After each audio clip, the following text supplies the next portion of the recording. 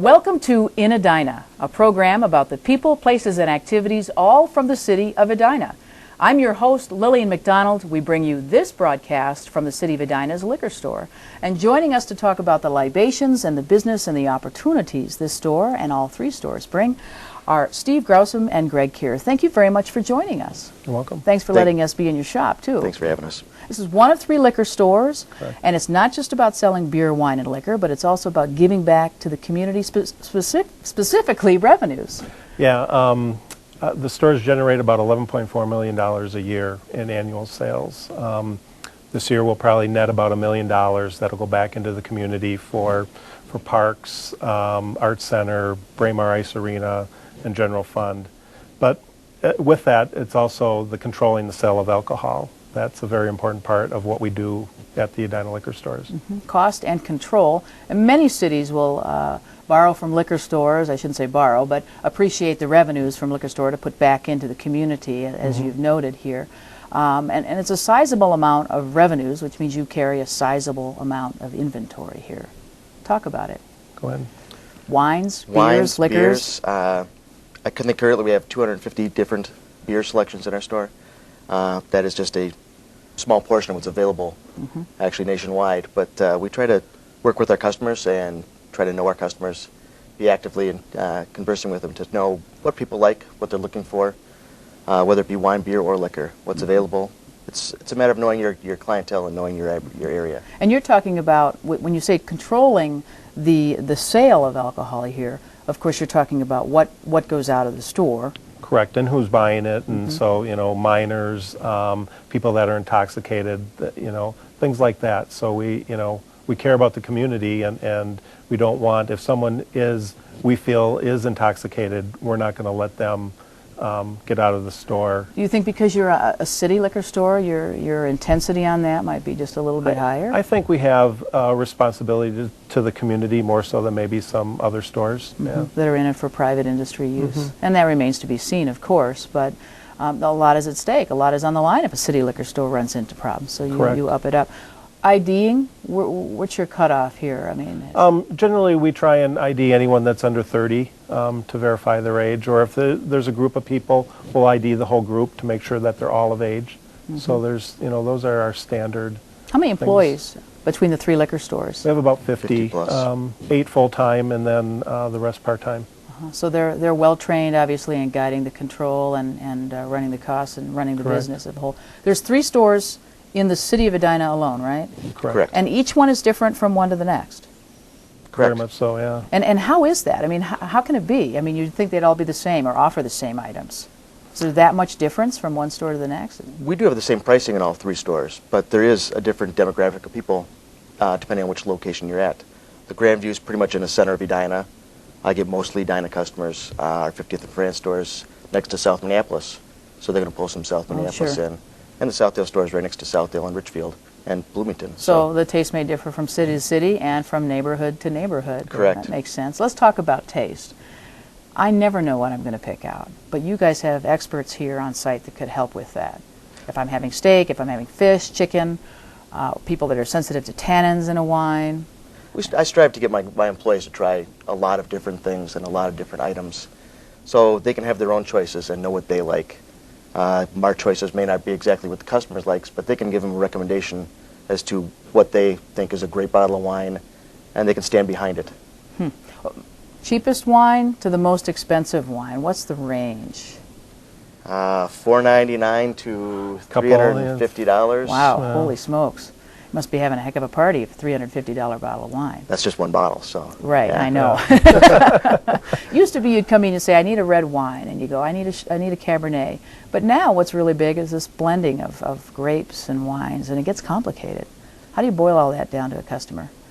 It's just a matter of what their flavor is and what they're looking for. Blended wines are great because they can cover a wide range of flavors and give you a great bottle of wine every time, because they can vary a blend just to get a really good consistent flavor. Now, you recommend that when someone buys a bottle of wine that they should consume it within a period of time. Why do you recommend that, and what is that period of time?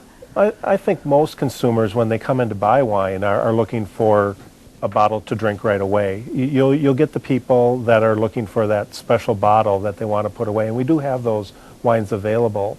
But I think overall, as you're shopping, the consumers are looking for something to have with dinner this week or next week. It's not something that they're on a general rule putting away for a special occasion. Great. So cost, control, and of course, lots of help to pick it out. All right. Correct. Thanks very much for the business you do and for supporting the city of Edina. Thank you very much. Appreciate it.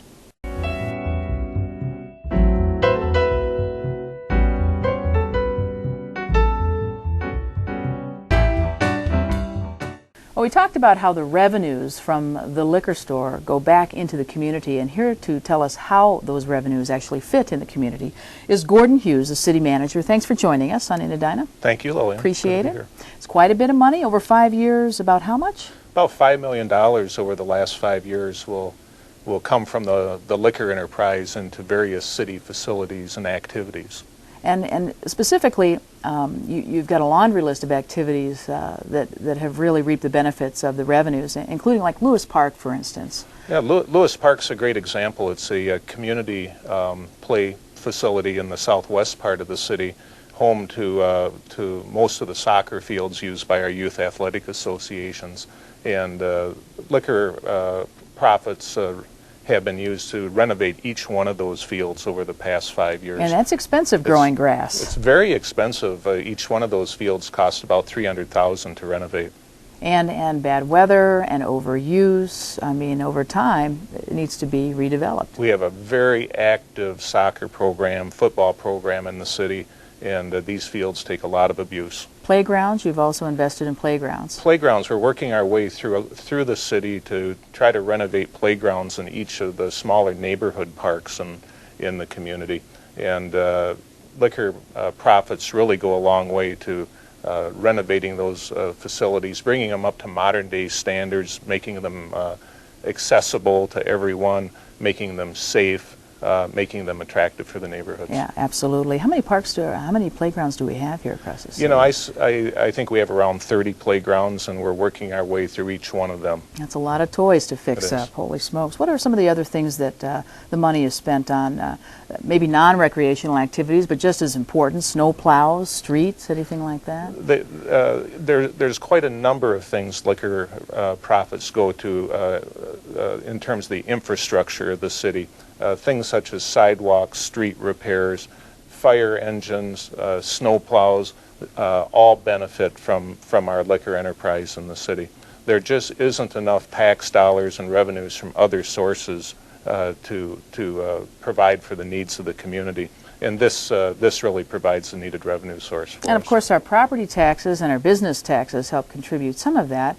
And the increases will help offset some of the changes in costs every year. But you also have some programs like Arts or Braemar, whose operating expenses need a boost every now and then. Yeah, we just have a couple wonderful facilities in the city. Braemar Arena, which was built in the early 1960s, and the Edina Art Center, which was acquired and developed in the 1970s. Both provide just great services to our residents. Neither one of them, though, quite generate enough revenues on their own to pencil. And that's where our liquor profits come into play, just by helping those two facilities with their operating costs, making sure that at the end of the year they pencil out. Seems like there's always need. So how do you go about choosing who goes first and who gets what and when? Right. Well, each year the city develops a 5-year capital improvement program, and this is a way that our various staff members, as well as the advisory boards and commissions in the city, can weigh in with the capital improvements and facility improvements that are needed.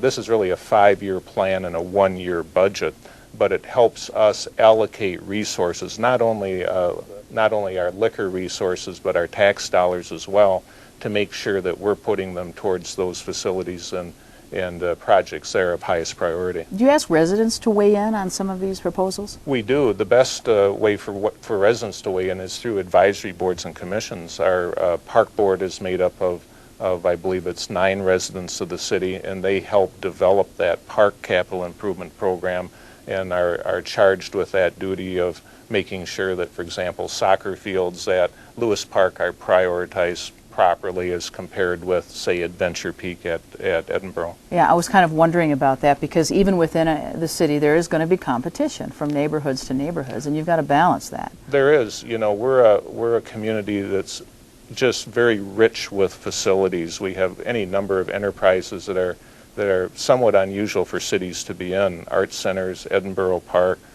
Braemar Arena, the Arts Center, our Aquatic Center, are all facilities that vie for dollars, vie for use by residents. And our capital improvement plan is really that way that we try to balance the needs and wants of our community with the resources that we have. Wonderful. Well, that's a partnership, a public-private partnership between the City of Edina and its 3 liquor stores. And we thank you very much for wearing many hats and juggling the funds to make it all happen. My pleasure. Thanks for joining us on Edina.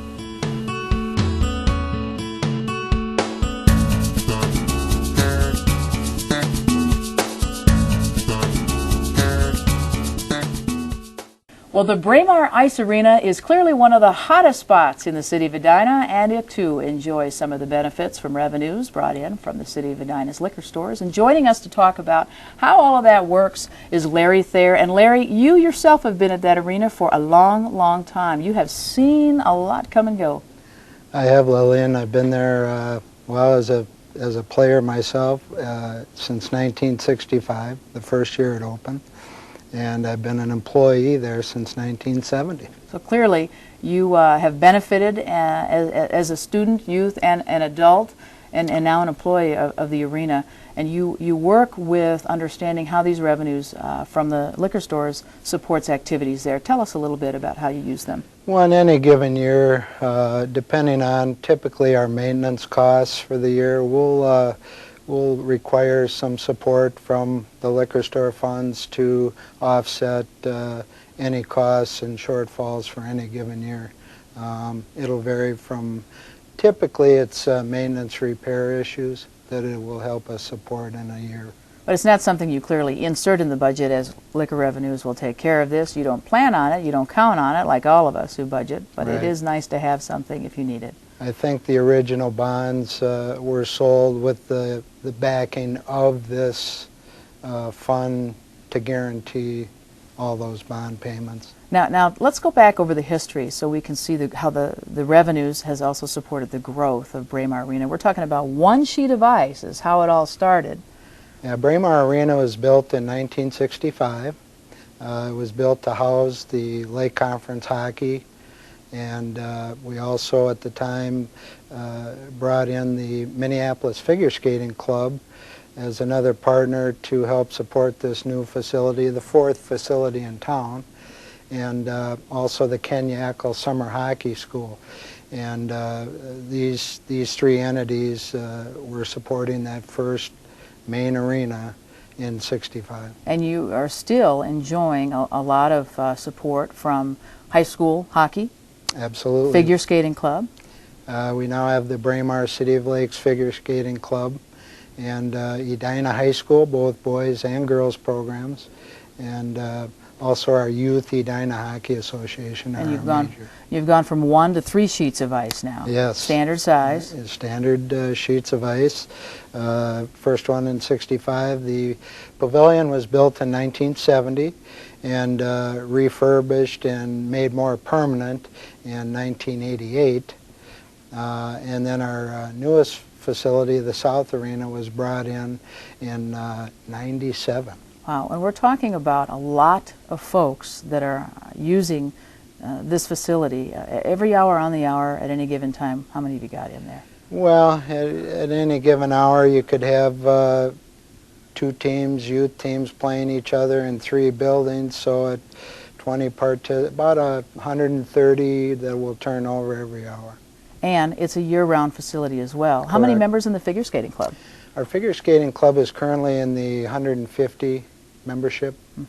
So there's a lot of things to maintain in the arena, the ice, the facility itself. The seating capacity, it's a pretty big spot. We have one of the largest of the smalls, we call it, and yeah, we have a building capacity of 3,600. Actual sit-down is probably about 3,000. And with a venue like that, you're actually privileged to host some major events here in the metro area. We have our youth association hosts tournaments every year.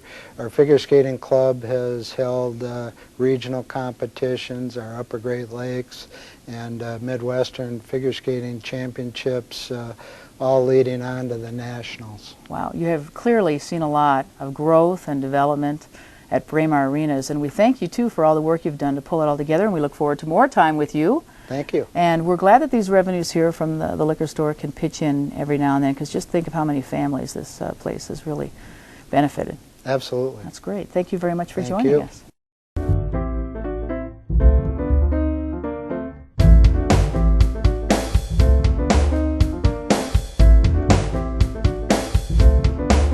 Well, you won't want to miss this year's Taste of Edina, because not only is there a lot to eat and drink, but there are lots of new things to see and do. And joining us to talk about it all, Kurt Doherty, thank you very much for joining You're us welcome. on In Edina. You are the chamber chair, and Correct. you are responsible for the taste and getting this thing going this year. And it's a big event. Okay. Lots of folks are there. Big Absolutely. chefs. Tell us Yes. about it. Just an overview. The Taste of Edina is going to be held at Centennial Lakes this year on May 1st from 4:30 to 7:30. And we feature chefs from all of Edina's finest restaurants and wine from Edina Liquor. And it's going to be a lot of fun. Well, you've got a couple new things about the event this year, just major things actually. Is you've moved the event We have. from one place to the other, and We you've have. also moved the date and time for the event. We have. We've moved it from October to May. And the reason we did that was because the Chamber has 3 major events, and they're all right in a row. And this is an opportunity to take one of those, move it to the springtime instead of having it in the fall, have an entirely different venue for it, an outside event. It's just going to be a lot better, I think, for attendance. It's going to be better for having folks who might not have been able to get to it when it was at Southdale to drive in from Richfield and Bloomington and Eden Prairie and really take advantage of what Edina has to offer. Well, with and this it makes event. sense. I mean, when you have 3 great events to go to, major events anyway in the fall, some people might have to choose one from the other. Can't do it all in the fall. So moved it now to May 1st, Correct. 4:30 to 7:30 Correct. at Centennial Lakes. Yes. Why Centennial Lakes? Why outdoors? Because outdoors can bring more people to the event. There's better parking. There's better opportunity to meet folks on a more casual basis than you would if you're having just a normal traditional after hours from 4:30 to 7:30 that folks might think is business oriented. This is really community oriented. Great. And I used to be at Southdale Mall, right? Correct. Okay, well, this is going to be fun. You know, for me, you get the smell of food in the air on a nice spring day. All people come from miles around. I know. Plus, we get to taste some wines and Yes. some beer from Yes. Edina Liquor. Absolutely. So again, it's a chance to try some new flavors. Yes. Learn a little something about libations that you want to have for different events. Oh, yeah. And the great food. Now, this is not like a competitive event for No, chefs, right? It's not. You get to showcase some of your dishes that, you think are your best. And people get an opportunity to taste things that they might not normally. And like you said, it's not competition. It's just for enjoyment, and it's a lot of fun. And maybe try some everybody new have a good time. recipes, too. I Absolutely. mean, you've got plenty of guinea pigs out there that will step Absolutely. up and try anything, probably. The nice thing, too, is it's casual and it's family. It affair. is. It is. And like I said, it was, the kind of the venue was an after hours, a business type event. Now I think with it being in May, being outside, being at Centennial Lakes, it's more a family community event. The sponsor for the event is? Sponsor for the event is TDS Metrocom. Okay, great. And the returning sponsor then? Yes. Okay, good. It's good that we have their support.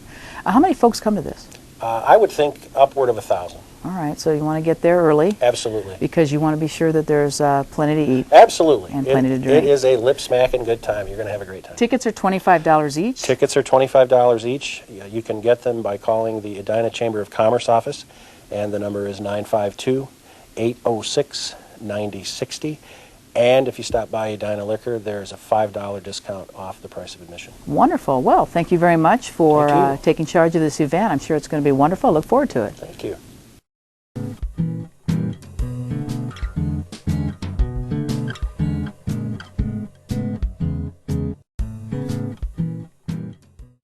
Well, here at Edina Liquor, they're concerned about cost and how to pour their revenues back into the community, but they're also just as concerned about control, and that means controlling the sales of alcohol so it gets in the right hands. And joining us to talk about compliance and how the liquor store works with the police department to make sure that control is going just right is Sergeant Jeff Elaski. Thanks for joining us. We Thank you. appreciate it, from the City of Edina Police Department.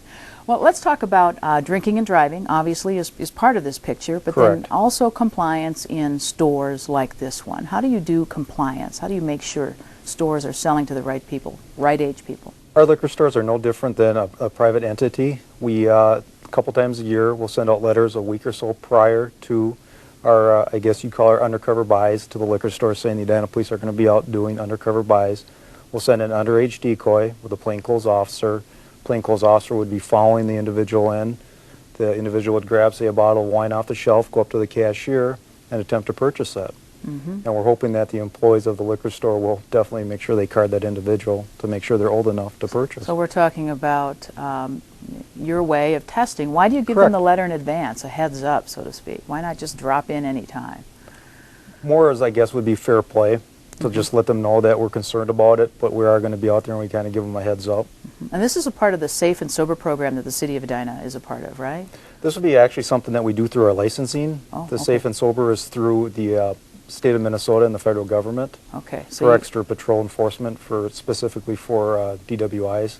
How often are these undercover buy tests? Are they annual, biannual? Usually or- do them biannually. Oh, you do? Yes. Okay. And then if you get somebody that is not in compliance, then obviously you're going to work with them to rectify it, and they probably get so many tries and they're out. First time offense, usually what will happen is that the person that actually sold the alcohol, the underage, is cited for a crime. The employee themselves? The employee themselves, Wow. yes, exactly. And then the establishment also is subject to penalty as far as they could lose their license and reviewed by city council, things like that. Oh, good. Okay. Now let's go to drinking and driving. Okay. Because, you know, it seems like we talk about this all the time. Is this problem getting any better? From my perspective, from what I see, no, I think it's on the increase again. I believe when I first started in law enforcement back in the later 80s, things were getting better. We had a lot of years I think things were a lot better, but over the last several years, I see an increase in the DWI arrests. Wow. Here in Edina. Can you attribute that to any particular thing, age or? I really can't. I really, you know, officers, as we sit around the coffee table once in a while trying to discuss what the trends are, and no one can really put a finger on why it's occurring. How many arrests do we have on average on a weekend basis? On a weekend, let's on say? average, Edina, anywhere from 2 to 3, 4 usually. Well, it's a serious crime, and we're talking about putting yourself and others at jeopardy when you are behind the wheel of a car under the influence. In 2006, you had 243 arrests. Correct. And you're still seeing more challenges with that. Give us the law. What is the law on drinking and driving? In the state of Minnesota, as we know, we've recently changed from a .10 to a .08. If you're stopped for under that, for being over .08, you will be asked to submit a field sobriety test, brought into your local police department and run through what we call the intoxilizer. And if you're over a .108, you're subject to the penalty set forth by the state statute. Loss of license, fines, depending on your intoxication level, loss of your vehicle. And the recommendation, and we're not just talking about holidays, because I know the media hypes up the Correct. holidays, get a Yep. designated driver if you're going out for the New Year's or the festival or whatever. But Right. this is any time, any weekend if you're going out. Yeah, it's about being responsible Correct. too. Being responsible. I mean, you drink, you drive, you get caught, you lose. I mean, that's the bottom line. Are you talking about you can't have anything to drink? Or No, I'm not stating that, but I do believe the days of the social drink, even going out for 2, 3 cocktails, depending on a person's body weight, how often they drink, even a smaller female, 2, 3 cocktails, she could be over the .08 limit. Yeah, and the recommended body weights and things like that, that always is not It's always not, accurate. no. Yeah, right. Okay, good. Well, don't drink, don't drive, otherwise we'll all lose. Correct. And I appreciate the fact that you're working in partnership with the city and the liquor store themselves. That's great. We appreciate it. Yeah, stay safe out there, and thank you very much. Thank you for your time.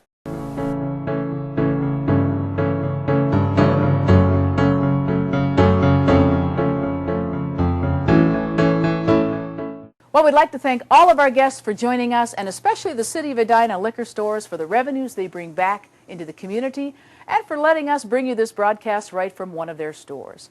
I'm your host, Lillian McDonald. You've been watching In Edina. We hope to see you at the Taste of Edina on May 1st. Until then, have a great day.